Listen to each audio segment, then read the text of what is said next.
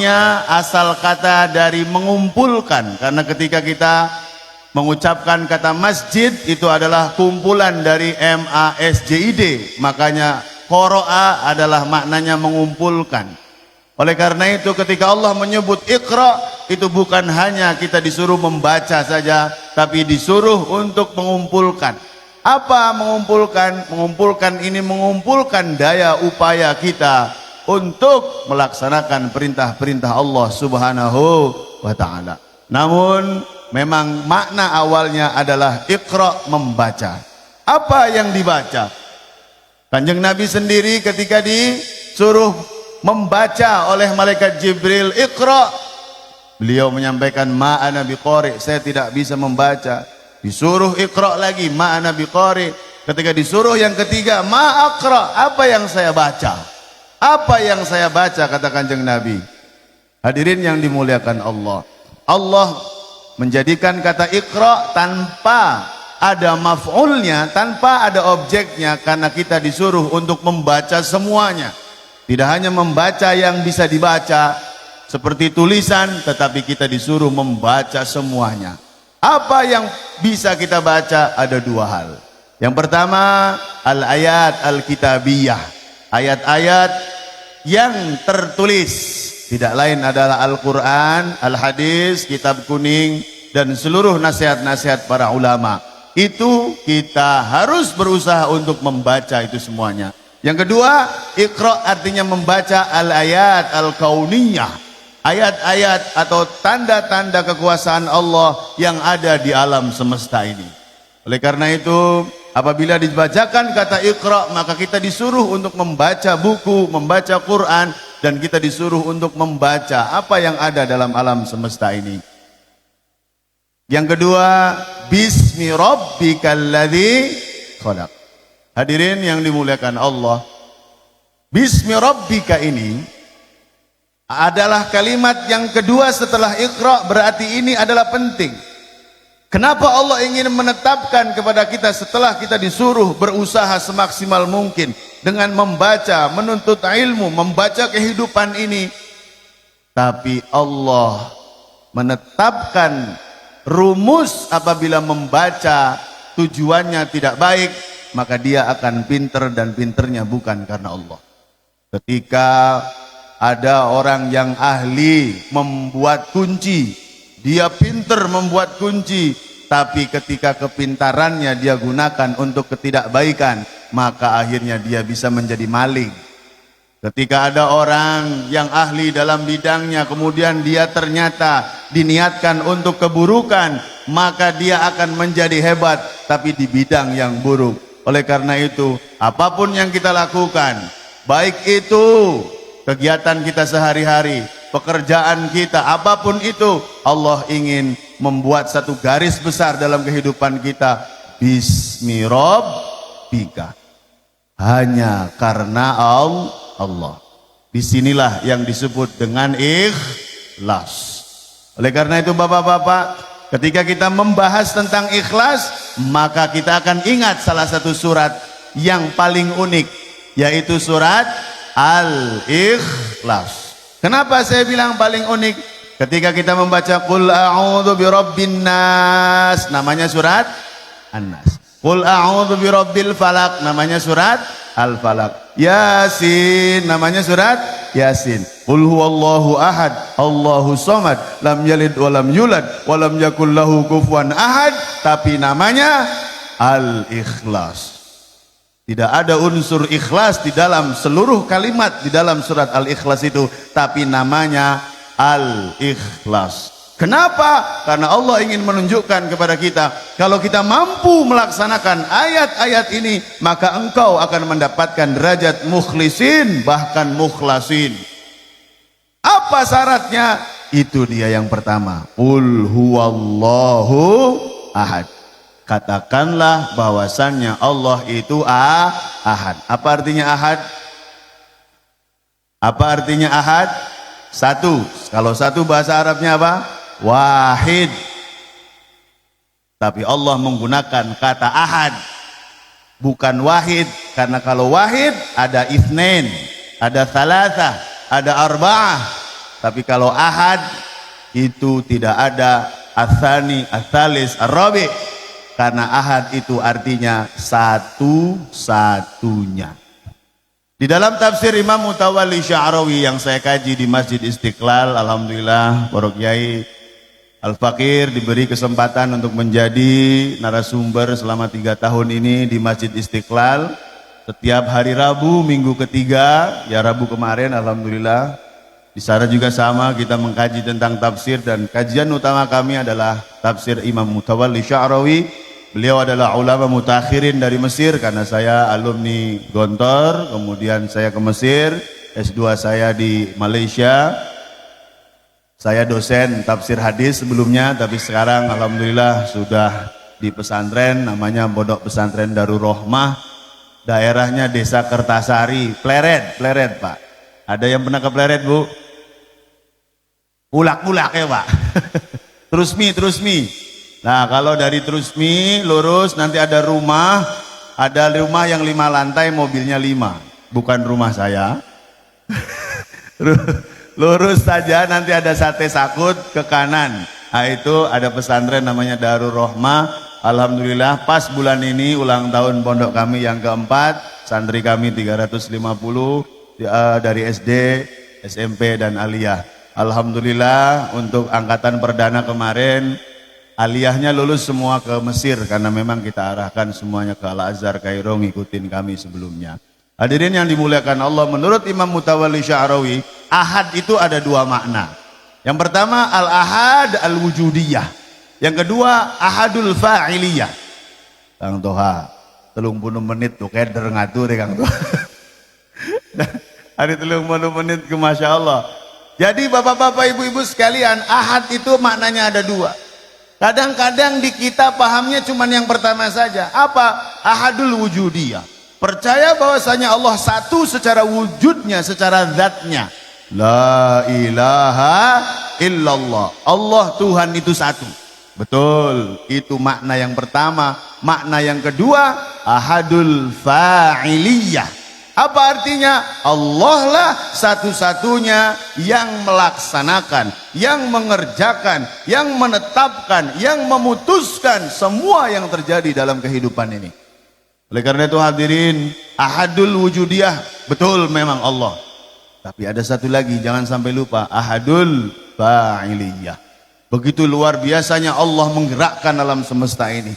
Makanya Allah selalu menyebutkan di dalam Al-Quran banyak sekali. Wadduha wal laili idza saja wan nahari idza tajalla. Malam disebut, siang disebut, wasyamsi demi matahari, demi bulan dan sebagainya. Sebetulnya apa yang Allah ingin sampaikan dengan sumpah-sumpah tentang antariksa ini? Allah ingin melihat, Allah ingin menunjukkan kepada kita bahwasanya bumi ini kalau digabung 109 bumi itu baru jadi satu matahari. Bumi kita yang kecil ini itu yang seakan-akan besar sekali. Mungkin Indramayu saja ada dari kita yang belum ke sana semuanya. Ada yang belum mengelilingi Indramayu. Indramayu hanya bagian kecil dari Jawa Barat. Jawa Barat bagian kecil dari Indonesia. Indonesia bagian kecil dari bumi. Bumi hanya bagian kecil dari tata surya yang luar biasa. Matahari itu 100 kali lebih besar dari bumi. Dan ternyata ada bintang yang lebih besar lagi. Dari satu galaksi yang kita tahu Bima Sakti Andromeda ada 200 miliar bintang. Galaksi Bima Sakti yang kita ada di sini ada 150 miliar. Oh, ternyata bumi berputar pada porosnya itu 1067 km per jam. Lebih cepat lagi 110.000 km per jam. Dan banyak dari kita karena sering melihat gambar ini matahari, kemudian planet-planet dan bumi seakan-akan berputar seperti ini. Bumi itu ternyata matahari juga lari ratusan ribu kilo per jam mengelilingi galaksi. Jadi kalau dibayangkan matahari berputar, bumi berputar mengejarnya. Dan kita duduk tenang di sini dengan luar biasa. Pohon tenang, angin tenang, rumah kita berdiri begitu luasnya. Ini Allah ingin menunjukkan kepada kita. Wa bi ayyi ala'i rabbikuma tukadziban. Nikmat apa yang kamu dustakan lagi. Sudah seperti ini luar biasa. Makanya Allah ketika menyebutkan di dalam wal-laili idza saja wan nahari idza tajalla wa ma khalaqal dzakara wal untha. Allah sering menyebutkan sumpah tentang penciptaan kita. Laqad khalaqnal insana fi ahsani taqwim. Manusia diciptakan dengan luar biasanya. Bayangkan pembuluh darah kita menurut medis apabila dipanjangkan itu panjangnya 100 kilometer.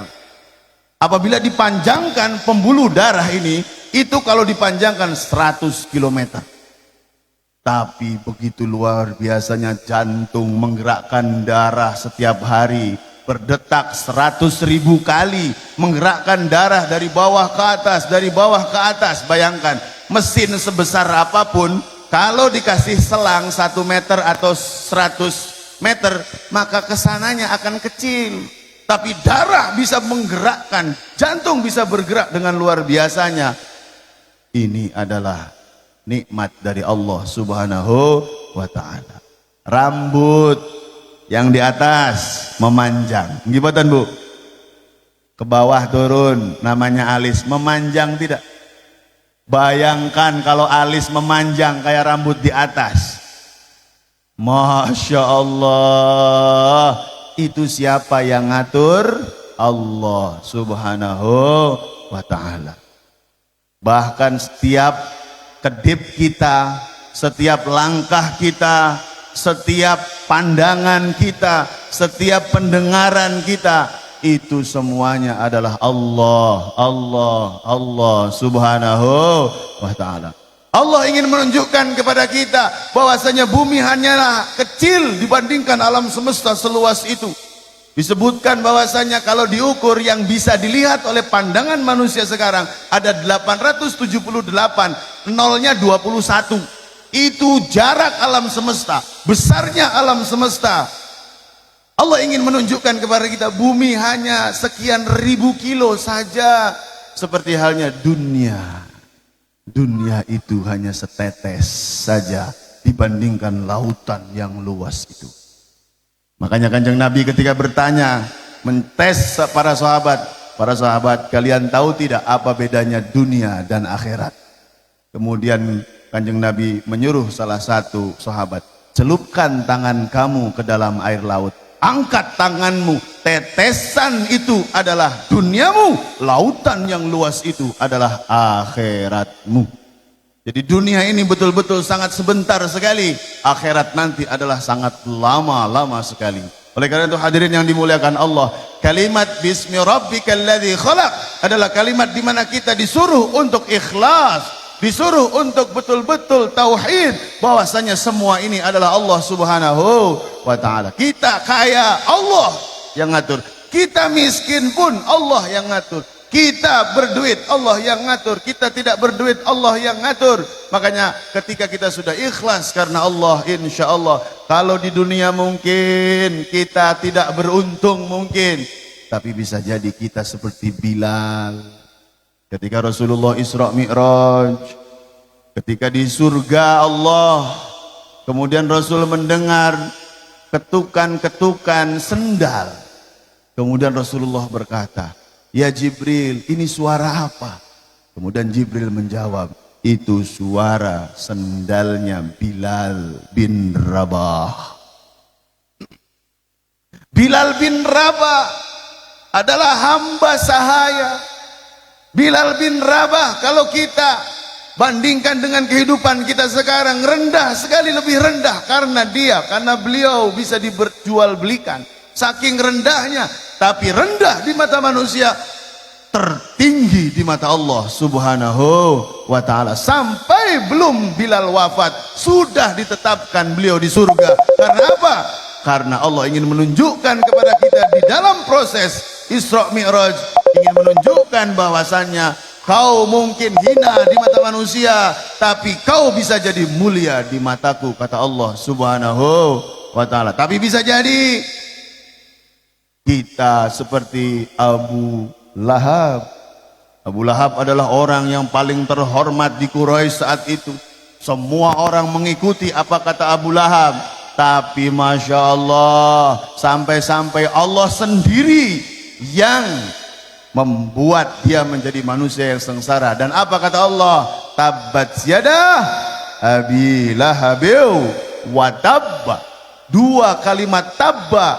Yang pertama itu artinya dia celaka di dunia, wa tabba, dia celaka di akhirat.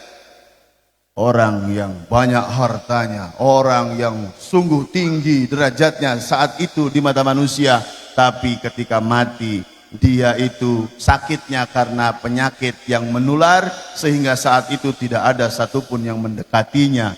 Dan saat ketika mau dikuburkan, orang tidak mau mendekati jasadnya, didorong dengan kayu sampai ke lubangnya, kemudian dilempari batu karena mereka takut ketularan penyakit Abu Lahab. Na'udzubillah, tsumma na'udzubillah. Di dunia saja dia hina, apalagi di akhirat dihinakan Allah Subhanahu wa ta'ala. Oleh karena itu hadirin, mari kita pada malam hari ini tekankan kepada diri kita bahwasanya Allahu Ahad, Allah lah yang membuat ini semuanya.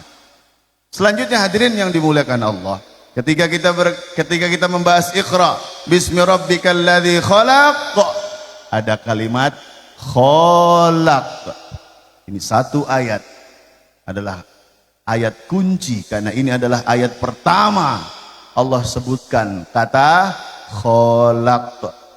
Hadirin, kalau dilihat secara terjemah singkatnya, bacalah dengan nama Tuhanmu yang menciptakanmu.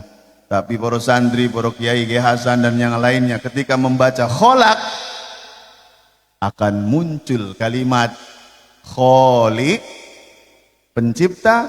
Dari kalimat kholako akan muncul kalimat makhluk. Tengah-tengahnya akan muncul kalimat akhlak. Masya Allah.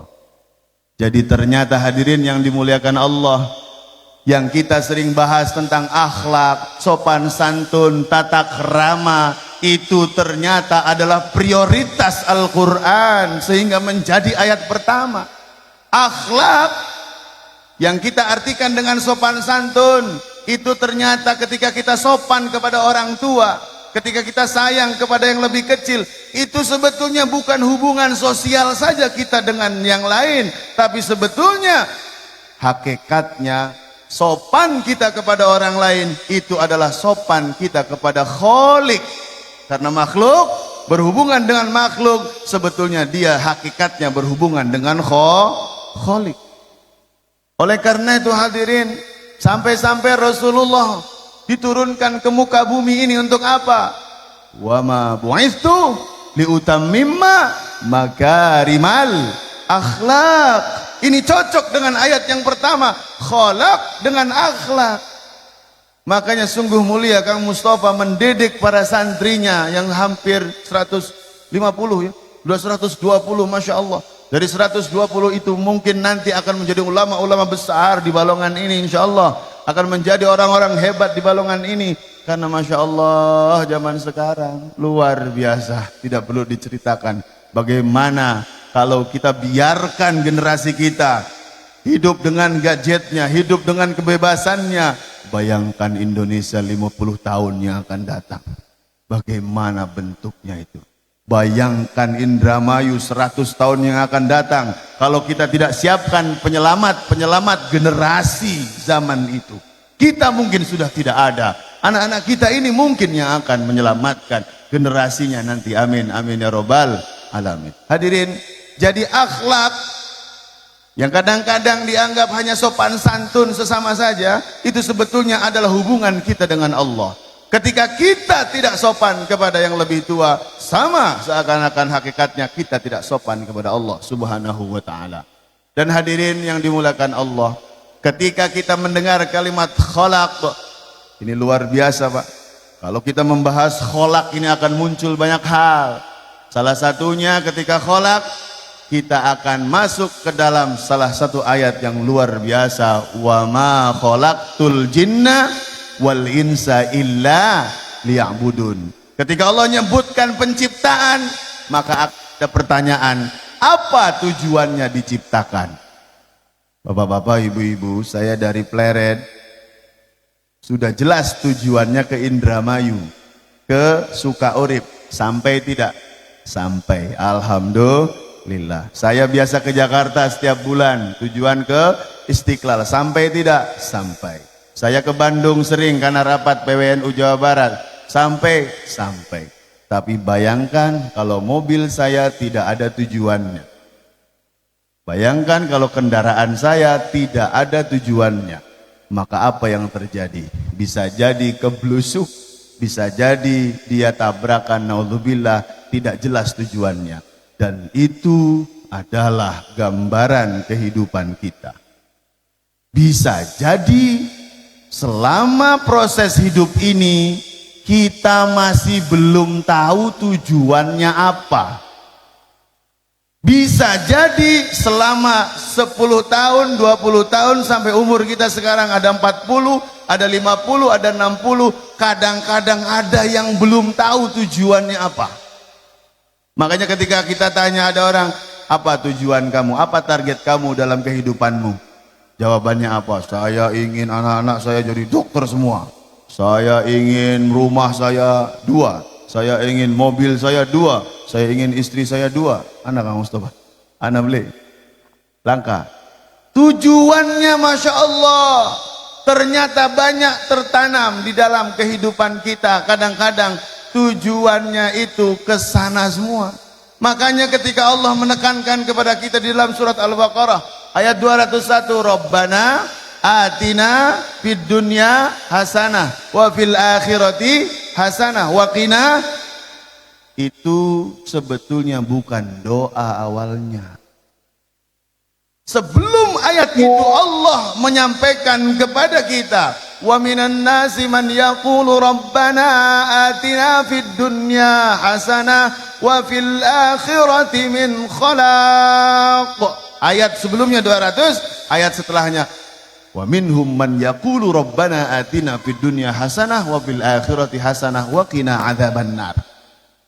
Namun para ulama kemudian menyepakati bahwasanya ini adalah doa sapu jagat karena memang secara makna itu harapan kita menjadi manusia yang bahagia di dunia dan akhirat. Tapi kalau kita lihat tafsir dari ayat yang pertama dan yang keduanya, Allah ingin menggambarkan kepada kita, kalau hafal Al-Qur'annya halaman itu atasnya adalah wa atimmul hajja wal umrata lillah, kisah tentang haji. Tetapi Allah menggambarkan ternyata ketika haji saja kata Allah, wa minan nas, dari sekian banyak manusia man yaqul, mereka ternyata meminta kepadaku, Rabbana atina fid dunya hasanah, ya Allah pengen dunia seneng ya Allah. Tapi ketika wa fil akhirati min khalaq, hari urusan akhirat si engkau baik dikit. Makanya setelah itu Allah wa minhum man yaqulu, seharusnya kamu itu meminta kepadaku bahagia di dunia, Rabbana atina fid dunya hasanah wa fil akhirati hasanah. Di akhirat juga kamu harus minta bahagia. Tapi ini bukan cuman doa, ini tuh adalah perintah agar apa? Agar kita berproses mendapatkan kehidupan dunia yang bahagia dan akhirat yang bahagia. Tapi kira-kira kita ini usahanya untuk bahagia di dunia dengan di akhirat sudah sama atau belum? Ibu-ibu, bapak-bapak, kita membangun rumah kita. Rumah yang kita bangun itu berapa biayanya? Ratusan juta, bahkan ada yang miliaran. Itu rumah mau ditinggalin atau mau ditinggalkan? Mau ditinggalin atau mau ditinggalkan? Berapa biayanya? Ratusan juta. Berapa anggaran kita untuk rumah kita di akhirat? Anggaran kita untuk rumah kita di akhirat. Kalau di dunia anggaran kita luar biasa, bahkan kerudung ibu-ibu kalau sudah dipakai 10 kali saja nggak enak kalau dipakai lagi. Masya Allah. Anggaran kita ternyata tidak sepadan dengan doa kita. Ketika Bapak Kuwu mengumumkan, yo semuanya datang ke kantor Kuwu, nanti ada pembagian bantuan 1 orang 1 juta, amin. Jam 7 suruh kumpul, kumpulnya jam berapa? Loh, ternyata wong Indramayu pada baik karo wong Cirebon, pada baik hari bantuan balap-balapan. Tapi ketika Allah memanggil kita, Allahu Akbar, Allahu Akbar, jam pira? Jam rolas. Tekai jam pira? Apa je jawabane? Tanggung. Apa maning jang? Mau dikit. Apa maning jang? Delat maning. Apa maning jang? Masya Allah. Padahal poro santri kalau di pondok ketika dipanggil kiainya, kemudian bayangkan kalau santri dipanggil kiainya kemudian pleyap, pleyeng, kok dikit sih Pak Yai, sopan beli, suul adab.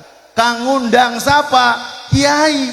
Kang ngundang sapa? Guru. Bayangkan guru manggil murid, cung mini cung, kok dikit sih Pak, tanggung je Pak. Masya Allah, tersinggung pasti sang guru.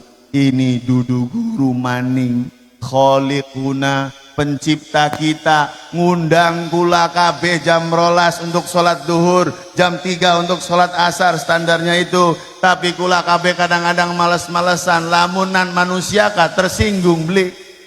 Loh, oleh karena itu hadirin yang dimuliakan Allah, ketika Allah mengucapkan kata kholaq, maka muncul kata bahwasannya kita semuanya ini diciptakan, wa ma khalaqtul jinna wal insa illa liya'budun.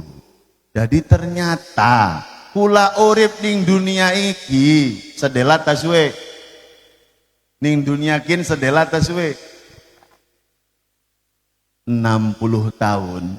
Ketika dikisahkan dalam sebuah hadis, ada seorang ibu-ibu di zaman umatnya Nabi Nuh nangis, terseduh-seduh. Kenapa? Karena anaknya yang umur 300 tahun, bayangkan anaknya umur 300 tahun, karena di zaman itu umurnya ribuan tahun, ada yang 1000, 1500, 900, 800. Ternyata ada ibu-ibu nangis karena anaknya 300 tahun tapi belum menjadi abidullah, belum taat kepada Allah, tapi sudah mati nangis. Kemudian Nabi Nuh datang kepada sang ibu-ibu, kenapa anak saya ini mati tapi dia belum tobat? Nabi Nuh kemudian berkata, Bu, kata Allah, nanti ada zaman di mana zaman itu manusia, kata Allah tuh umurnya cuma 60-70 tahun. Bayangkan di zaman manusia umurnya ribuan tahun. Kata ibu, nggak mungkin, masa manusia umurnya 60 tahun, 70 tahun, kita bawe 100 tahun, kata ibunya. Bener Bu. Apa kata ibunya? Apa kata ibunya? Kalau benar itu terjadi, kalau saya ada di zaman itu, hidup saya nggak mau kemana-mana. Hidup saya maunya sujud saja kepada Allah. Karena sebentar. Mungkin kelihatannya lama. Siapa yang lihat? Anak-anak kita. Itu kakek sudah 60 tahun, kelihatannya lama. Tapi kitanya yang menjalani hidup. Loh, ternyata wis 40 tahun.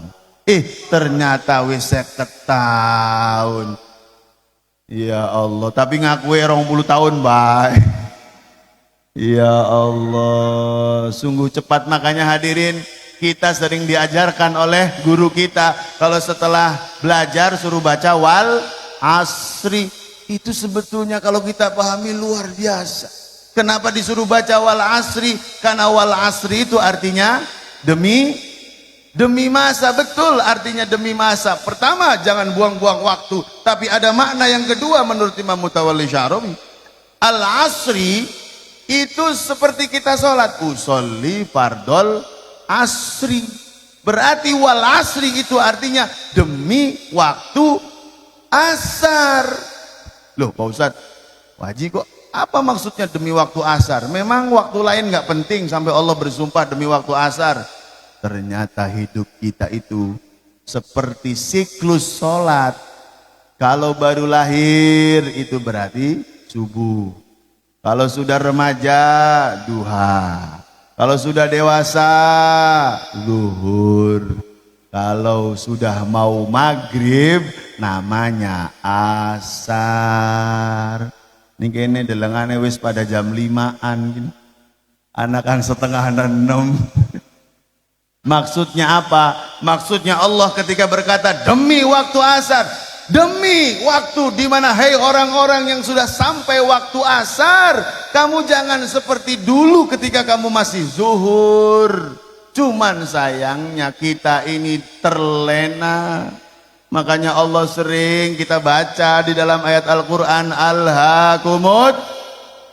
Apa alhaakumut itu? Kalau dalam terjemahnya, kamu dilalaikan oleh takatsur, berbanyak-banyak, bermegah-megah. Tapi kalau alha dilihat dari tafsir, artinya apa?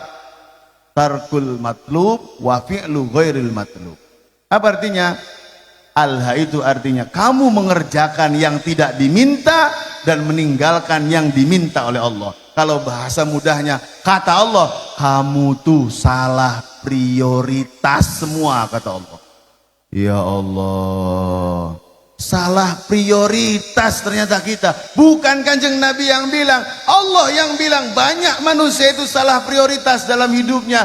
Dan ternyata penyakit salah prioritas, hatta zurtumul makobir.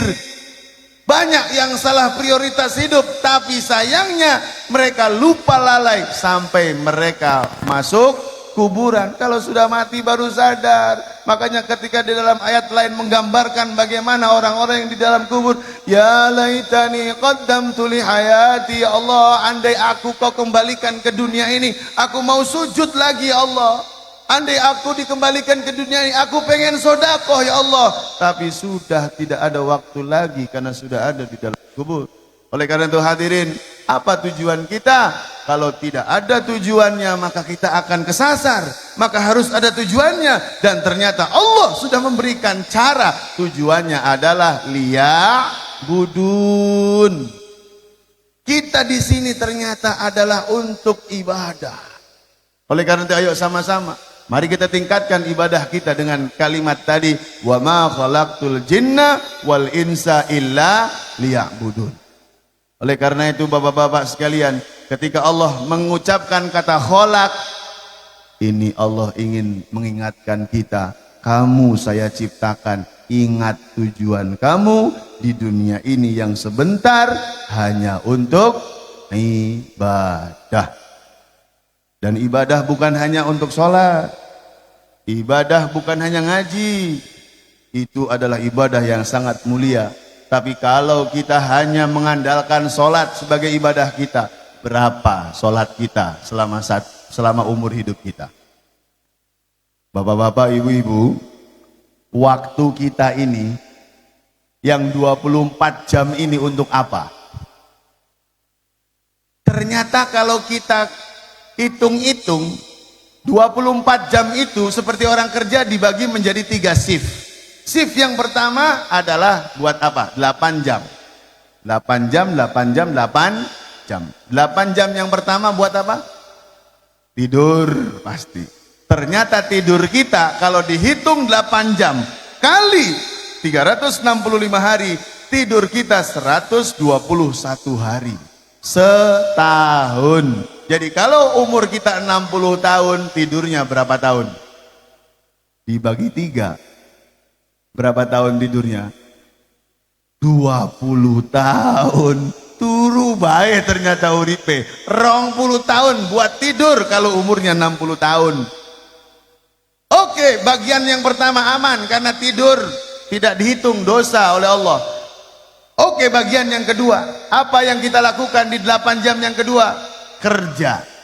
8 jam kali 365 sama 121. Enggak apa-apa, aman. Moga-moga jadi ibadah. Sekarang kita lanjut ke yang ketiga. 8 jam yang ketiga buat apa ibu-ibu? Kan sudah tidur tadi, istirahat. 8 jam pertama sudah beres. 8 jam yang kedua buat kerja. Tidur sudah, kerja sudah. sisae kanggo apa jari wong kene? Ibadah. Masya Allah, buat ngaji. Masya Allah. Jadi hari wong suka urip ngaji sedinai 8 jam. Alhamdulillah. Ibadai 8 jam sedinai. Alhamdulillah. Senyumnya mencurigakan gitu. Rada mencurigakan gitu. Tapi ternyata kalau kita hitung-hitung, kalau yang sisa 8 jam ini kita sebut untuk ibadah. Apa sih sebetulnya ibadah utama kita? Sholat. Tapi ternyata kalau sholat kita hitung, 1 kali sholat berapa menit? Pirang menit jari nih kene sholat kamu stop Pak? 5 menit, 10 menit. Masya Allah. Karo sunai aja 10 menit. Delengane ning kene sih bacaane kulhu kalau ina atau ina kabeh lah nih. Apa maning ari traweh musola kang cepet karo kang suwe, pilihane kang cepet tak kang suwe. Lah ana imam baca wadduha bae ku glendeng aja wadduha maning siang. Wadduha bae lo diglendengi. Ari nonton sinetron sejam. Lah wis pragat. La ilaha illallah. Pak Ibu, sholat kita kalau dihitung 5 menit kali 5, 25 menit kali 365 hari, pernah dihitung 152 jam setahun. Berapa hari? 6,3 hari setahun. Kuengan lamun laka halangan. Ibu-ibu yang masih ada halangan, haid dan sebagainya, nifas, bisa jadi setahun enggak 6 hari, bisa jadi 3 hari. Anak kang masih bolong-bolong beli salate. Siapa ndi wonge? Kalau lengkap saja sholat kita setahun tuh 6 hari. Dibandingkan umur kita 365 hari. Ya Allah, kuwun kan lamun diterima. Allahu Akbar. Bismillahirrahmanirrahim. Kelingane pegawean maning, kelingane cicilan maning, kelingane mantan maning. La ilaha illallah. Oleh karena itu hadirin, ibadah yang utama tidak lain adalah sholat. Kalaupun mungkin kita sedikit waktunya untuk sholat karena cuma 6 hari setahun, kalau ditambah ngaji misalnya, kalau ditambah ngaji, berapa ngajinya kalau sehari kamu Mustafa? Sejam. Misalnya sehari ngaji sejam, walaupun delengannya rada mencurigakan kabeh ini. Misalnya sehari sejam, setahun berarti 365 jam. Itu sama dengan 15 hari. Ditambah sholat 6 hari, berarti 21 hari. Sisai pirang dina? 100 hari. Ayo, tidur sudah, kerja sudah, walaupun kerja enggak sedikit yang 8 jam, kecuali yang tukang-tukang, apalagi manajer-manajer, bos-bos di sini kerja paling 4 jam. Oke, saya hitung 8 jam. 8 jam pertama tidur sudah, 8 jam kedua kerja sudah, 8 jam ketiga baru kelihatan hanya 21 hari. 100 dina maning kanggo apa? Ayo. Ternyata scroll TikTok 10 menit blik rasa ternyata 100 hari. Sepertiga hidup kita ternyata. Ngobrol, ngopi, cuap-cuap sana sini, buka status, kemudian Facebook dan sebagainya. Bisa jadi 100 hari kita itu yang belum jelas. Oleh karena itu hadirin yang dimuliakan Allah, di malam ini mari kita tetapkan tujuan kita di dunia ini adalah ibadah. Selalu pikirkan bagaimana ibadah kita kepada Allah Subhanahu wa ta'ala. Selanjutnya hadirin, ketika Allah mengucapkan khalaq, maka kita akan ingat kepada kalimat di dalam surah At-Tin, laqad khalaqnal insana fi kabad. Apa artinya? Sesungguhnya aku sudah ciptakan kalian hai manusia dalam keadaan yang susah. Kabad itu artinya masyaqqah. Kabad, mohon maaf bukan di Atin. Kalau Atin laqad khalaqnal insana fi ahsani taqwim. Kalau di dalam surat Al-Ghasyiyah, laqad khalaqnal insana fi kabad. Apa artinya kabad? Mukabadah. Apa mukabadah? Kesulitan. Ternyata Allah sudah mendesain kita, kata Allah, hidup ini pasti kalau pengen bahagia dunia akhirat, kalau pengen sukses dunia akhirat, kamu pasti akan menghadapi kesulitan. Subuh-subuh kira-kira enake lanjut turu tak enake jamaah, enake nyelingker maning tak enake jamaah subuh ning musala Al-Falah. Pak Ustadz hari subuh ning kene pirang baris? 2 baris. Alhamdulillah. Bokat 5 baris tapi siji-siji. Ya Allah, memang ternyata pengen Robbana Atina itu kabad. Kita harus menghadapi kesulitan, karena yang baik pasti akan menghadapi kesulitan. Makanya Kang Mustafa pasti dalam proses pembelajaran, proses pembinaan masyarakat akan menghadapi kesulitan. Pasti, saya pengasuh pondok pasti menghadapi kesulitan. Tapi saya yakin Allah yang memberikan kesulitan itu bukan karena Allah benci saya, bukan karena Allah benci Kang Mustafa, tapi karena Allah ingin kita semuanya ketika diuji maka kita naik kelas. Karena Allah ketika memberi ujian kepada kita seperti kita sekolah, kalau pengen naik kelas kita harus diuji. Makanya kalau ibu-ibu pernah berpikir, ya Allah uripe kula lu mengkenen bae, angel temen, cicilan beli lunas-lunas, utang nambah maning. Yang punya masalah bukan Anda saja, tapi semua orang punya masalah. Perbedaannya adalah bagaimana cara pandang kita melihat masalah.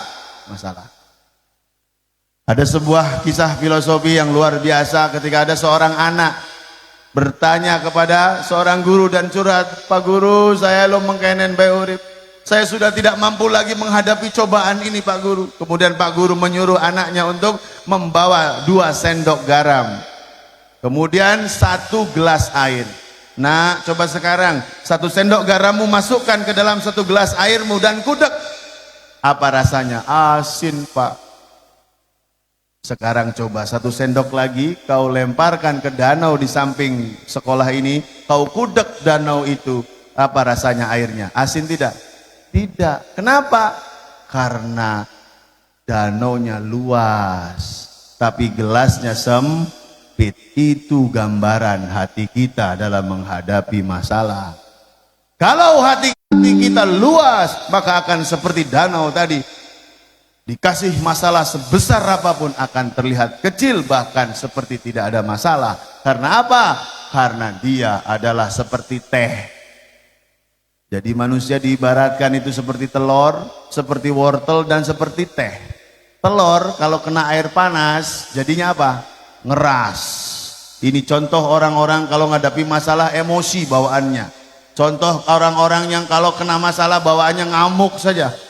Contoh orang-orang yang kalau kena masalah cari kambing hitam. Itu adalah orang-orang seperti telur. Ada juga orang seperti wortel, kalau kena air panas bagaimana bentuknya? Lembek, bawaannya mewek, nangis, putus asa, mundur. Itu manusia-manusia wortel. Tapi jadilah seperti teh, lamun ketemu banyu panas jadi apa? Airnya yang panas malahan jadi teh. Itu gambaran kehidupan kita. Kalau kita keras seperti telur tadi, bawaannya emosi baik. Kalau kita lembek, bawaannya nangis baik. Tapi kalau kita bisa hidup seperti teh, di mana kita bisa melihat masalah itu adalah kesempatan dari Allah untuk menguji kita agar kita naik kelas, maka kita akan siap menghadapi masalah. Dan maksud dari itu insya Allah kita akan naik kelas dengan keadaan yang sebaik-baiknya. Amin ya robbal alamin. Oleh karena itu hadirin, ditutup dengan kalimat di surat Atin, kalimat yang laqad khalaqnal insana. Yang pertama tadi kabad, yang kedua adalah laqad khalaqnal insana fi ahsani takwim. Apa maksudnya? Ketika kita membahas tentang kholak, yang muncul adalah laqad khalaqnal insana fi ahsani taqwim. Tadi kita sudah membahas tentang apa tujuan hidup, dan ternyata Allah pun membahas bagaimana aku ciptakan kamu, dan ternyata Allah menyampaikan kita ini diciptakan dengan sebaik-baiknya ciptaan. Artinya kita ini adalah makhluk yang paling mulia. Kita ini makhluk yang paling mulia kata Allah. Oleh karena itu apa kesimpulannya? Apa yang diharapkan Allah? Maka layakkan diri kamu kata Allah menjadi makhluk yang mulia. Layakkan diri kita menjadi makhluk yang mulia. Bahkan makhluk yang lain disuruh sujud kepada Nabi Adam. Makhluk yang lebih tua, makhluk yang lebih pintar, disuruh sujud kepada Nabi Adam. Tidak lain karena apa? Karena memang kita ini mulia. Oleh karena itu tunjukkan kepada Allah bahwasanya kita ini makhluk mulia. Kalau yang namanya orang mulia tidak akan menyakiti orang lain. Kalau orang yang mulia tidak akan merusak orang lain. Kalau orang mulia tidak akan menipu orang lain. Kalau orang mulia, dia adalah orang-orang yang tulus menata hatinya menuju apa yang diharapkan Allah Subhanahu wa ta'ala. Hadirin yang dimuliakan Allah, ketika kita memuliakan diri kita sebagai makhluk mulia, maka insya Allah kita akan betul-betul mendapatkan manisnya iman. Dan nanti seminggu lagi kita akan diuji oleh Allah. Ramadan adalah bulan yang berkah, tapi Ramadan juga adalah bulan ujian buat kita. Apakah kita nanti di bulan Ramadan, di mana 11 bulan kita mungkin masih main-main, dari bulan Syawal sampai ketemu Ramadan, coba diingat-ingat apa yang sudah terjadi. Kita mungkin masih jauh dengan Allah, bahkan tadi sudah kita kalkulasi ibadah kita cuman sedikit.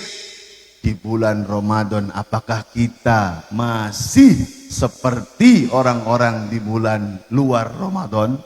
Kalau kita di bulan Ramadan saja masih males ibadah kepada Allah, berarti kemungkinan besar di luar Ramadan kita adalah orang-orang yang sangat malas. Oleh karena itu hadirin, Ramadan datang menguji kita. Ini kebahagiaan buat kita karena kita diberi kesempatan kembali di bulan Ramadan.